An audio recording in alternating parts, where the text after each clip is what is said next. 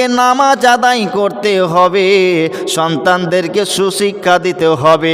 এটা ইসলাম বলছে, এটা কোরআন বলছে।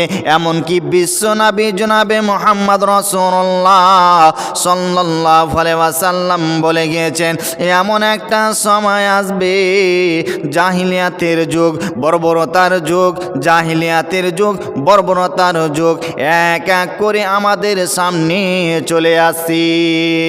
ইসলাম উঠে যাবে, দিন উঠে যাবে, তারা কোরআন মানবে না, হাদিস মানবে না, তারা রং তামাশায় বেশি মেতে যাবে, কোরআন তারা বুঝবে না।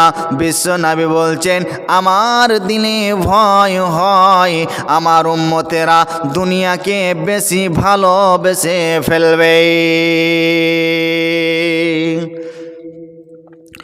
টাকা সঙ্গে যাবে না, পয়সা সঙ্গে যাবে না, সোনা দানা গয়না গাঠি একদিন তোর হবে মাটি।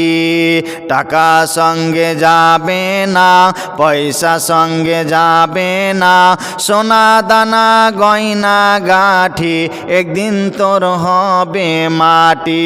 একটু টুকরো কাফন ছাড়া তোমার অঙ্গে দিবে না।